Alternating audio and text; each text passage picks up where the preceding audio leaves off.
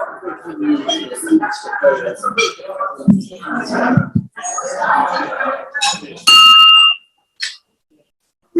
afternoon, everyone. Welcome to the weekly meeting of the Cary Rotary Club. Welcome to the friendliest club in District 7710. Can you all hear me okay? No? Yes. Can you hear me okay now? All right, not better. All right, so we need to speak right into the microphone, folks. So welcome, everyone. Thank you for being here today. I'd like to ask Pat Hudson to offer our invocation and pledge allegiance. And God bless America. This is the day the Lord has made. Let us rejoice and be glad. Please pray with me. Dear Lord, we give thanks for your beautiful creation, for friends, and for our ability to do good in the world. Bless our efforts, our food, and the hands that prepared it. In your holy name, amen. Amen. I pledge allegiance to the flag of the United States of America and to the republic for which it stands, one nation under God, indivisible, with liberty and justice for all. God bless America, land that I love, stand beside her and God, through the night with the light from above, from the mountains to the prairies, to the oceans like the foam. God bless America, my home, sweet home. God bless America, my home, sweet home. All right, thank you all very much. In good form today. So, Paul Salzman, do we have any visiting guests or Rotarians today? Well, I wasn't talking to the West, so I'm going to say, are there any visiting Rotarians here today? Or guests? Are there any guests today? But thank you for everybody for coming. Paul, you've done your job exceptionally well. Thank you very much. So let's see, there are a few announcements here to make. First of all, I have a letter from the Interfaith Food Shuttle. Lori Richards, the Vice President for Advancement there. She says, thank you for the Cary Rotary Charitable Foundation's grant of $2,500 on October 4th, 2022. Interfaith Food Shuttle is immensely grateful for your investment to help grow opportunities to better the lives of our neighbors. In this season of change and economic uncertainty, your gift provides hope for a more secure future. Solving hunger takes more than just providing food. It's about being a good neighbor. It's about cultivating our collective strengths, expanding access across community lines and beyond barriers. Your gift helps children like Elijah, who wants to be a robotics engineer when he grows up. Faced with today's rising prices, Elijah's grandfather often must rely on the food pantry to feed his family. Thanks to supporters like you, the food Elijah and his siblings need is available to help them grow up healthy, strong, and, as Elijah says, ready for anything.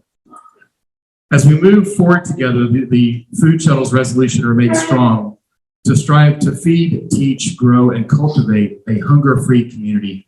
Thank you for your belief in this vision for our neighbors like Elijah.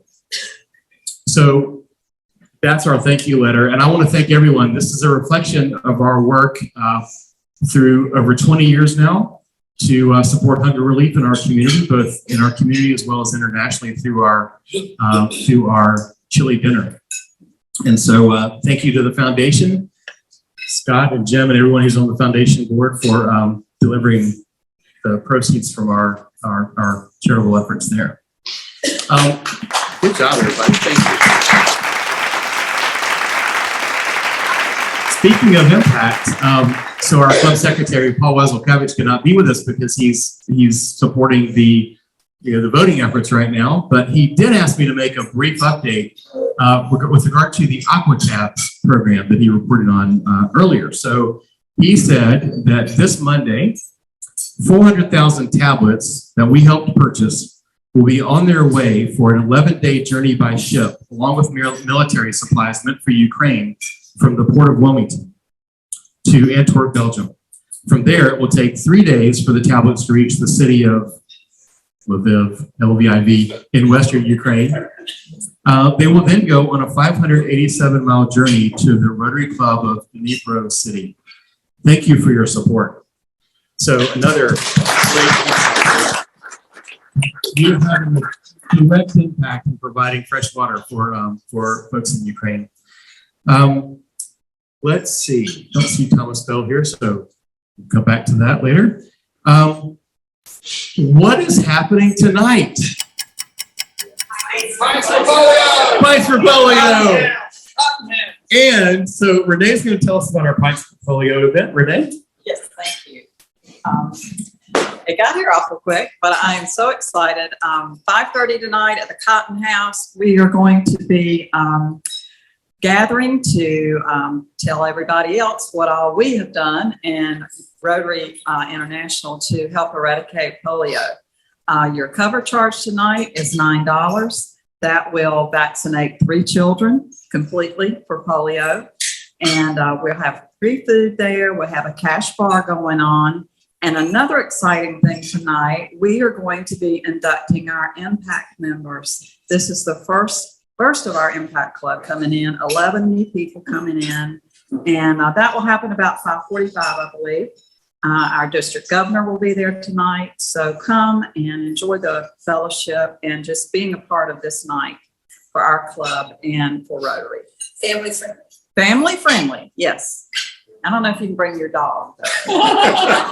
Probably not. But we'll be on the lower deck, which if you come in the front door, just go down and there's a tented area and you'll see us. We won't be hard to miss. So think about that. We are inducting 11 new members to our club tonight through our Impact team and making a difference to eradicate polio through Pints for Polio. And with that, Mary, who's fighting through spider webs over there.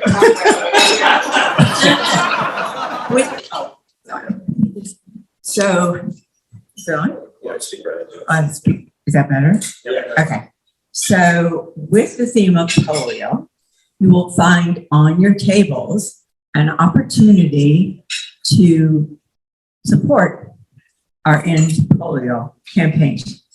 Now, I've done this before, and we have several people who have pledged so much a month online to the Rotary Foundation. If you are would like me to go ahead and talk with you and invoice you so that we can get your funds to support polio, and you all will get your individual credit for Paul Harris Fellow Points. So those of you who are Paul Harris, a Polio Plus Society member, if you will fill out one of these, so that, and you usually send a check, if you will fill out one of these, then I will get in touch with you. If you've not done it before and would like to support at some level, let me know. And I will collect these at the end of the meeting. And thank you again for your support to end polio. Thank you, Mary. What we get billed for polio plus automatically now? No. So the Polio Plus contributions are not included in our dues. Our dues include funds for our scholarship programs and other education programs, but no polio. That's a separate thing. And remember, as you're filling out those cards, that $3 vaccinates a child for life against polio. So how many kids do you want to help? Thank you, Mary. So along the lines of impact, let me ask Kristen to make an announcement about RILA. Yes.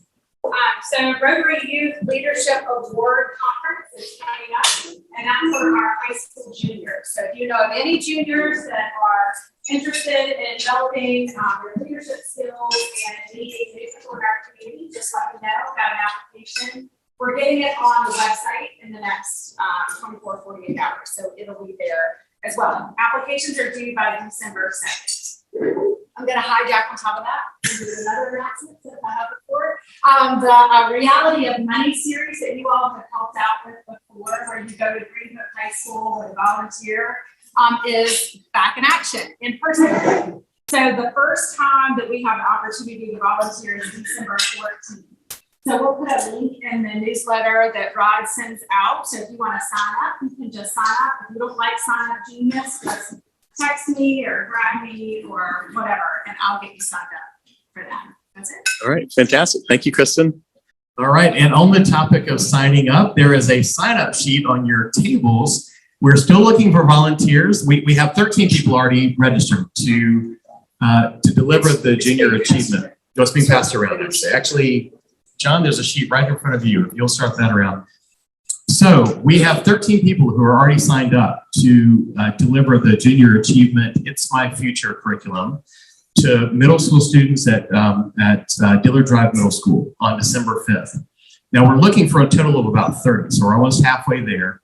But please either sign up on the digital link that's in the weekly email, or feel free to sign up on the sheet that's going around the room. There will be a training session, just so you know, you'll be totally prepared to speak to these middle schoolers, because I know they can be terrifying. You'll be completely prepared to speak to them, because we will have a training session after our club meeting on November 15th. So please sign up for that. And at this point too, you're welcome to invite others to participate. So it doesn't have to be just our club members. You can invite, your spouse. You can invite other folks from your organization. But just if you would be in touch with either Camille or Kristen about that, so that we can get some folks there to deliver that curriculum. So thank you for that. Anything to add, Camille or Kristen? So you don't have to sign up to be a Wake County volunteer, because we're in the we're just going to sign the guest forms. Makes it much easier to do this. Also, y'all, this is really fun, right? Yes. Yes. I was kidding about the terrifying part. It really is going to be fun. It's going to be a fun activity. I'm looking forward to it. Also, I wanted to mention, of course, our chili dinner planning is well underway, and we're looking forward to our chili dinner on January 27th, 2023. So we are just starting to work on the brochure that will include our naming sponsor, event sponsors, and presenting sponsors. So if you have been one of those in the past or would like to be one for this year's event, please let us know right away, because we're in the process of completing that brochure. We'd like to be sure and get your name on there. That's for presenting sponsor at $1,000 or above. And for those that have already committed, thank you so much for your support. I look forward to announcing all of our presenting sponsors and above as soon as we finalize that. And our last announcement here, David Coulter, you wanted to mention. Yep. Thank you, President Rod. Next week after meeting, program committee. So I just want to give you a word against all the program committee members. Those who want to participate in this event, please join us after the meeting next week. Thank you. All right. Thank you, David. And our wonderful program committee. So with that, I will turn it to the room and invite any miracle moments. I know there are a few out there. Yep. So Renee and I have one. Okay. All right. Renee and I are very, very blessed to say that both of our daughters are joining Rotary tonight. All right. Woohoo! Fantastic. Other miracle moments, Sally. I just returned from Guatemala, where I want to thank everybody here who contributed toothpaste and toothbrushes and reading glasses. They were a big help, and quite a few that we were able to hand out. At this little village where I was, I heard about another larger village that we would go through on our way to get back and forth to this little village. And it turns out that the Rotary Club down there has provided water to the residents' home. This little village where I was going, only 3 years, a Mayan village, please. It's been around for a while. Only 3 years ago were they able to get water piped into their houses so they could have a faucet in the kitchen. Amazing. So the Rotary Club down there is doing good water work, and it was a joy to say, hey, Rotary, yeah. That is great, Sally. Did you take pictures? All right. So possible future program. We'd love to maybe hear more about your experience there. Wonderful. Thank you. Another round of applause. I stole Sally's thunder. That's great. All right. Any other miracle moments? Thank you all for sharing that. All right. With that, I will invite David Coulter to come up and introduce our speaker. Thanks, President Rod. I'm pleased today to introduce Beth Wood. She's been here many times. Some of you know her. She is our North Carolina State Auditor. You know, the mission of that group is to provide citizens in North Carolina's state leadership with independent, unbiased, and professional assessments of whether public resources are being properly accounted for. Now, she's a certified public accountant, serving more than a decade in North Carolina's first state auditor. She's a longtime public servant with over 30 years of auditing experience, both in government and the private sector. Elected in 2008, she's focused on finding millions in potential savings in every area of state government, particularly healthcare and contract practices. And prior to being state auditor, she served for 10 years in the office of state auditor. She's also worked in the Department of State Treasurer. She holds degrees in accounting from East Carolina University, and she's taught a variety of professional courses in the American Institute of Certified Public Accountants and North Carolina Association of Certified Public Accountants. I can't imagine a better state auditor than Ms. Woods.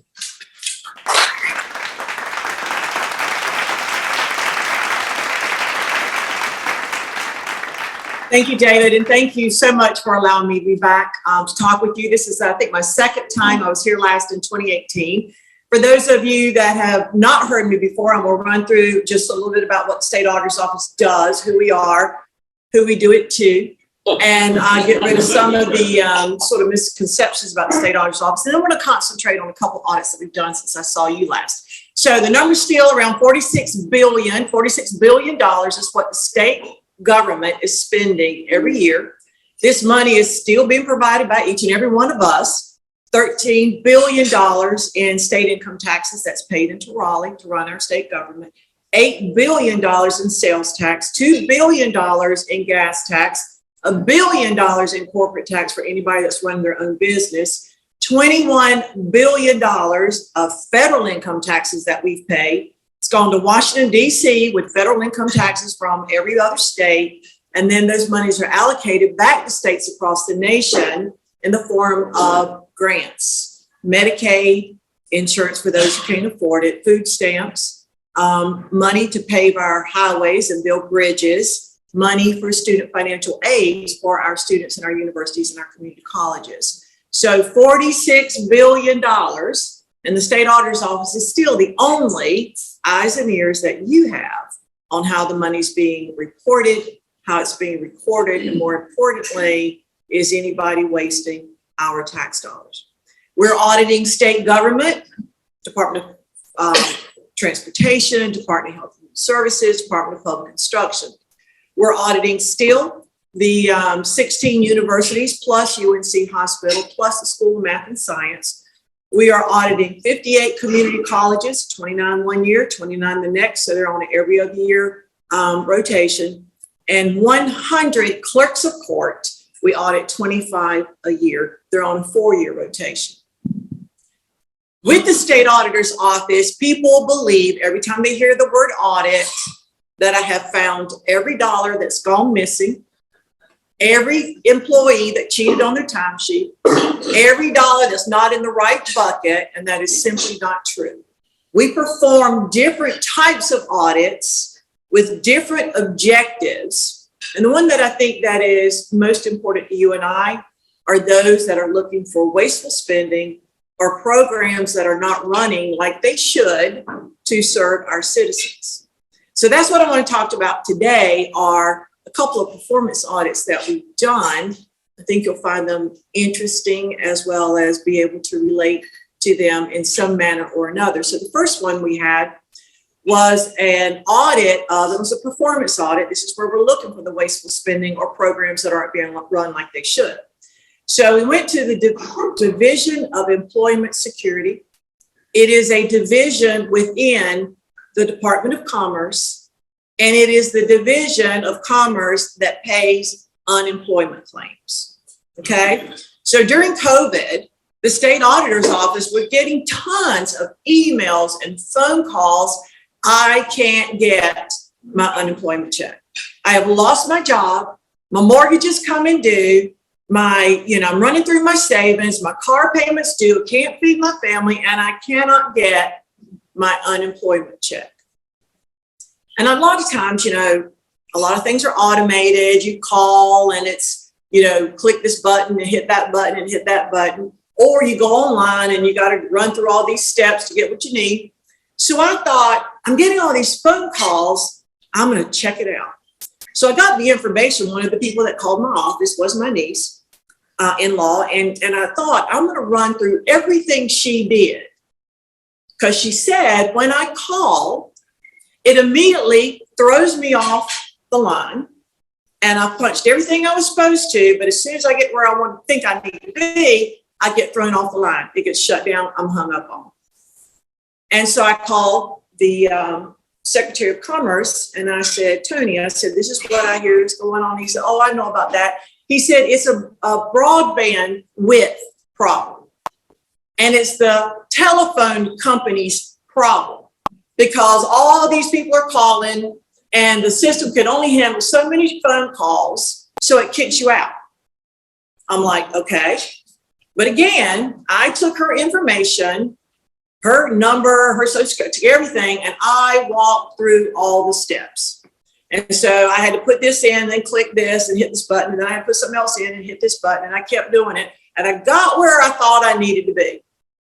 And when I got there, there was an automated message that said, there are too many phone calls coming in to answer yours right now. Call back later. Thank you for calling the North Carolina Division of Employment Security. So I called the department secretary back and I said, Tony, this ain't the phone company. Your people put that message on that line. This is not the phone company. This is you and your people not taking the phone calls. So I thought about this and I thought, here we are in COVID, in this crisis. And people are reaching out to their state leaders and they're coming to me because nobody at DES will help them. And they're coming to me. So I decided to take a look at, in several areas, how did the state of North Carolina respond to its citizens during a time of crisis? So we looked at DES particularly, and this is what we found. We gave out billions of dollars of unemployment monies over the COVID situation. But what we found is that during a 1 year period, we gave out $1.2 billion in first time payments. And why do you think that first time payment is so important? I lost my job. I'm not getting another check. The next check's going to be coming from unemployment. If I don't get it within 30 days, mortgage due, car payments due, got to feed the family. The federal government says that of every check you write in the course of a year, 87% of them should go out in 14 to 21 days. 14 to 21, which makes sense. Put that check in their hand, they've lost their job, right? So we did an audit and we found that 1.2 billion in first-time checks were sent out in the course of the year. 438 million of it was anywhere from 60 days to 365 days late. Some of it a year and a half. Some of it a year and a half. The first time check. So what's important to the General Assembly is that when I do a performance audit like this and I find the problems, they want to know why. How did this happen? So of course, we're looking for the root cause of why we were so late in a time of crisis responding to our citizens that were in a time of need. We found that the Division of Employment Security had not met the federal requirement, not suggestion, had not met the federal requirement for 10 years. 10 years. That was 9 years before COVID ever hit. And we had not been meeting the federal requirement. And of course, when COVID hit, it just exacerbated the situation. We also found that the National Economic Bureau of Research stated that since 1950, we have had an economic downturn every 5.5 years. Every 5.5 years. Now, we don't always feel them. Some are a little blip, and a lot of us may not even feel them. But ones like 2009 and 10, when we had the Great Recession, we felt that one hard. The unemployment rate in North Carolina was 11.5%. So we felt that one hard. But we found that DES had done nothing to improve their process or take care of our citizens or be on time, even after the Great Recession in 2009 and 10. And that was probably the most egregious thing that we found, is that this National Research Bureau says we're going to have an economic downturn every 5.5 years. The last big one was in 2009 and 10, and you didn't do anything to get ready for the next big one, right? Nobody could have seen COVID coming. It was an overnight thing. We were out of our jobs. We were all sitting home. Nobody could have seen it coming. But you would think within a couple of 3 weeks, we get our arms around things. But had they had processes in place to handle the next big economic downturn, we would have met with COVID a lot better than we did. They were having reports that they could look to see who was late and who couldn't get their first check on time. And none of this was being used. None of this was being taken advantage of to help our citizens in North Carolina. So we got this report. We give it to the Division of Employment Security, and we require them, before I will print the report, we require them to say, to number one, look at the findings and prove me wrong. If I'm wrong, I want to know about it. I never want to put anything out that's not correct. But we give it to them and we say, prove us wrong. Guess what? They couldn't.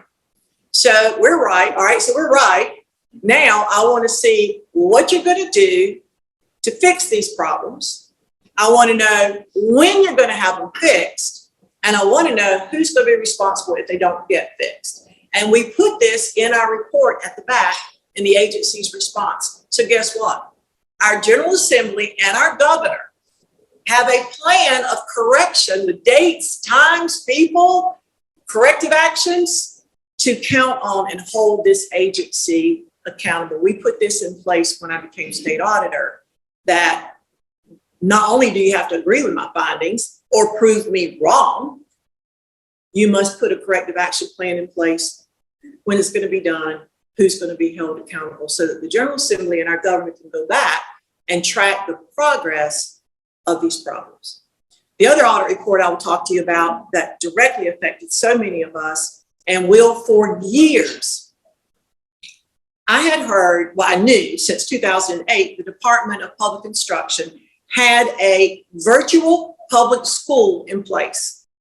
These are courses that are written by 600 or so teachers, taught by 600 and so teachers online, and they were meant for students in middle schools and high schools that can't get these courses in their middle school or their high school. They are courses for gifted students. They are courses for students that want to go to college. These courses are supposed to be of a value that they look good on their resume when they apply for college. But we'd heard there were 131 courses and that they did not meet North Carolina required education standards. So we hired a group of subject matter experts. It was 11 PhDs that assess courses across the nation and certify whether or not they meet a state's required education standards. They had actually done some work for the Department of Public Instruction. They had certified some courses in the Department of Public Instruction. So we took the 131 courses, we picked 12, And we gave them to our subject matter experts to assess. And here's what they found. 8 out of 12 of the courses that we looked at, that they looked at, did not have all the course content in it that it was supposed to. It didn't even contain all the things in it that it was supposed to. DPI had a guarantee on their website. They guaranteed that these online courses were the most rigorous course that you could take anywhere in North Carolina. Rigor is how challenging is the course? How hard does a student have to work? How complex? And they said they had a guarantee. These were the most rigorous courses that you could take in North Carolina. Rigor of a course is rated on a scale of 1 to 6. 5 and 6 is very challenging, very rigorous. 1 and 2, not so much. 11 out of the 12 courses rated at a 1 or a 2. Rated a 1 or a 2. You know what DPI did when they found out I had this finding going in a report? They took down their guarantee. They took down their guarantee. Interesting thing about this, when I present all my reports to either the governor or the General Assembly. I don't send my staff, I present them. So when I presented this report to the General Assembly, I don't know that I've ever quite seen them so angry, because education is just the backbone of the success of the state of North Carolina. Plus, I can assure you that everybody sitting in that room had at least a daughter, a granddaughter, a great-granddaughter, a niece, a nephew, or whatever that's either been through the course or got children that are going through these courses. It was funny, I had this young lady with me that day. She was a general counsel. She just graduated from Campbell, passed the bar exam. I was her first job.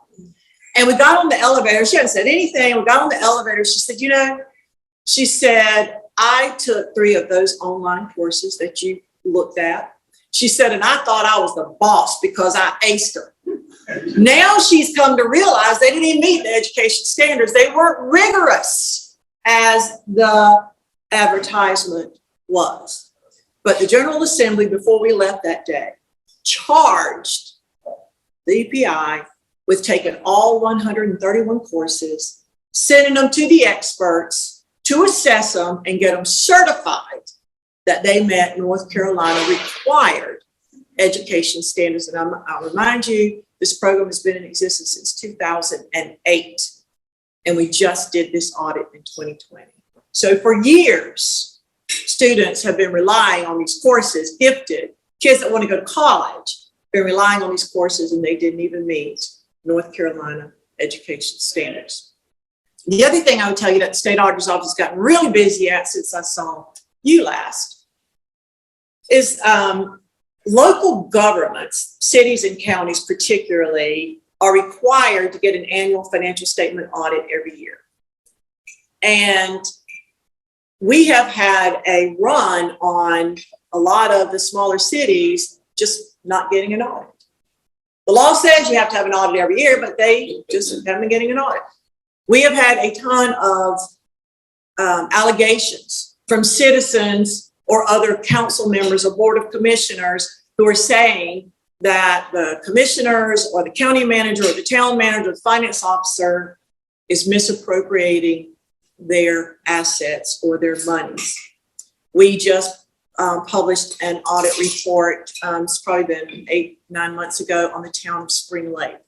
Population 12,000, and I think the budget's about $63 million. And they're not their city manager, not their finance officer, but an accounting technician has took $474,000 from that town. Now, this is what I found. At $474,000, I quit. Because I'm like, I got plenty to indict, right? I'm done. But the town went on to see how much more was taken, and the number got up to $600,000. And they're like, we're done. we can't spend the time to find any more. But about 4 weeks ago, she was indicted on 3 felony charges. One for identity theft. She was signing the mayor's name and one of the board commissioners, city managers, city council members' names. And of course, she wrote checks to pay for her husband's nursing home. She wrote checks to go into her own personal account, and she wrote checks to herself. So obvious things, but that town had not had an audit for 3 years. And most of the checks that she wrote didn't even go through their accounting system. She wrote the check, went to the bank, either got cashed, deposited, or paid for her husband's nursing home, and there wasn't one transaction on the bank's, on the town's accounting system. Again, had they had their audit, that would have been caught earlier on. Point being too, is that I have 44 investigations sitting in my queue. 32 of them are small cities in North Carolina that we have triaged, and there's probably something of some misappropriation, wasteful at the very least, or illegal behavior going on across the state. So, and every time we publish one of these, like Spring Lake, 5 more come in. So again, we have a lot of work to do with the small cities across our state. So that's what I've been doing since I saw you last. And just know that the state auditor's office is absolutely looking after how your taxpayer dollars are being used and how they're being spent. Yes, sir. I had tried recently to contact the IRS, federal. I guess the same situation you got with a bunch of buttons and then at the end saying there's too many calls, please call back. Is there a federal auditing the federal?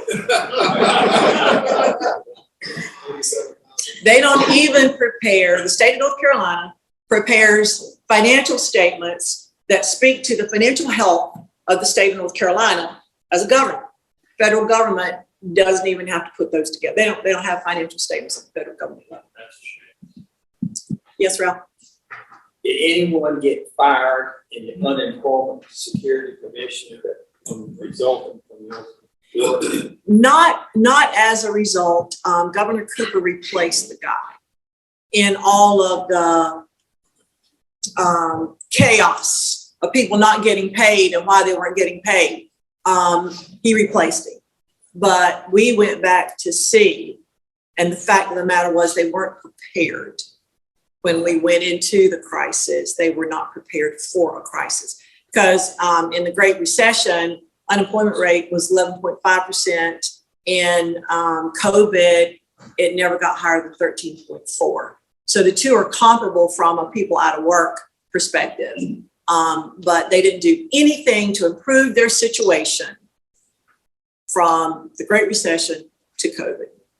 But the governor did step in, but we just went back and showed the kinds of things they could have been doing and should have been doing.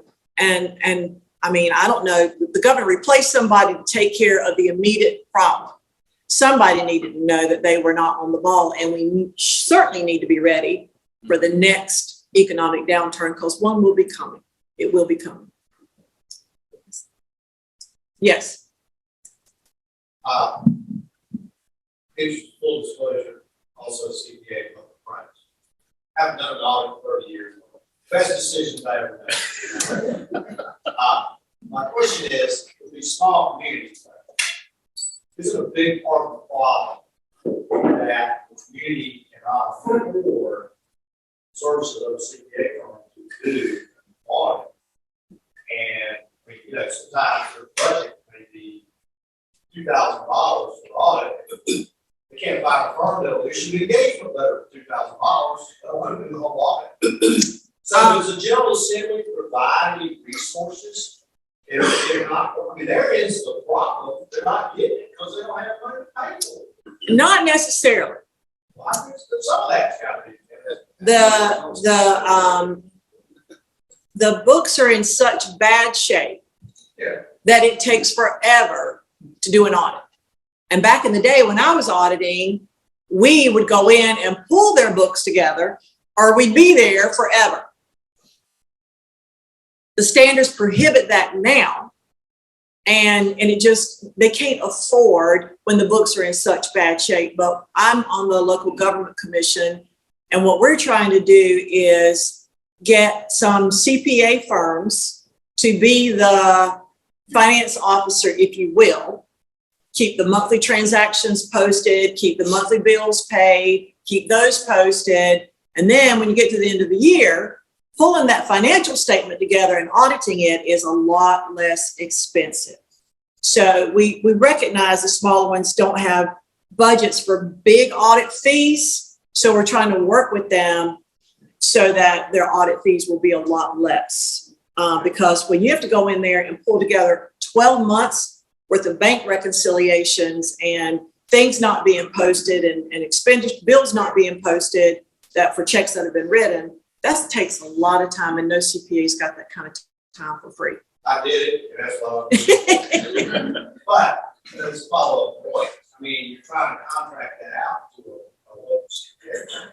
That's not free either, so I mean. No, it isn't. There's a huge resource gap between the legislature, our friends there, and the regulation that's requiring these small communities that produce this. The other thing the local government commission is doing is looking at the really small cities and not making them produce a financial statement audit because they don't know how, but to look at maybe cash flow. Do things make sense? Do they have the controls to make sure cash doesn't walk away or somebody's not writing checks to a nursing home? The town of Spring Lake has all the money they need to get an audit done, and they just don't. Greene County, another one, all the money they need to get an audit done, and they just did it. Of course, I know that the gal at Spring Lake was working hard to prevent them from getting an audit because she is having herself a gay old time with taking that money. But we are working on, because, it's easy for a CPA firm to hire a good finance office type person and then spread them out to several different governments. They can then afford something better. League of Municipalities is working on buying software and then giving it to some of the really small cities. So we are looking into ways that can be helped. But the bottom line is, if you are incorporated, you've got to have an audit or you cannot stay incorporated. So we're working through that with the small ones. So could there be some consideration of actually relaxing that standard to be a 3-month procedure for rather than full on audit? Yep. Yep. You're exactly right. You're exactly right. Yes, sir.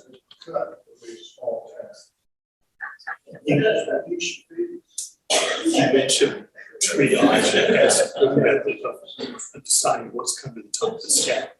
So who is responsible for what you need to do next? Who sets that priority? In the same question, BJ's question.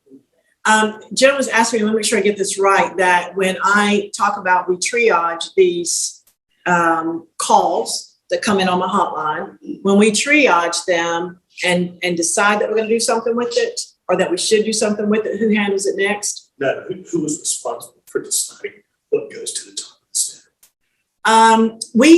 We have a process and we have criteria because we're getting calls every week, and so it could change every week. But so he's asking, how do you decide which one gets to the top of the stack? And we look at things like, is it a situation that's immediate urgency? Could records be destroyed right now? Or is it something that happened 2 years ago and we can take our time and go in to look? I'm trying to get everything touched within 90 days after the triage. But I have a director and I have a deputy that are constantly looking at what's on the list. And we have criteria that says where they should be sitting priority-wise on the list. And then the two of them review that with me on a monthly basis. Madam Auditor, thank you very, very much for a very informative talk. I don't know about the rest of you. I'm impressed. She did that without a note.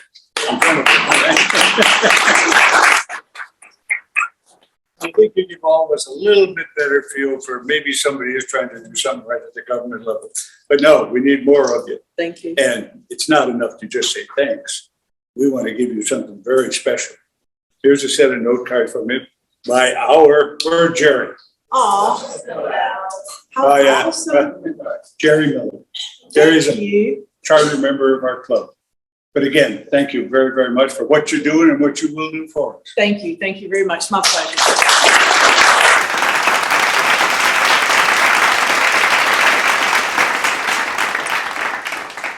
Ward, thank you again. I believe I read on your website that your office is referred to as the watchdog for all of us, the taxpayers watchdog. And I think we can see why that moniker is well deserved. Thank you so much for being here with us today. As we move towards closing our meeting, I want to mention some birthdays that are coming up. Sally Shaver and Bob Hatley celebrate their birthday on October 28th. And here with us today, Charlie Koenigsberg celebrates his 29th birthday on October 29th. So congratulations, Charlie. Happy birthday. Member anniversaries. Mary Cam celebrates 21 years of membership in our club on October 30th.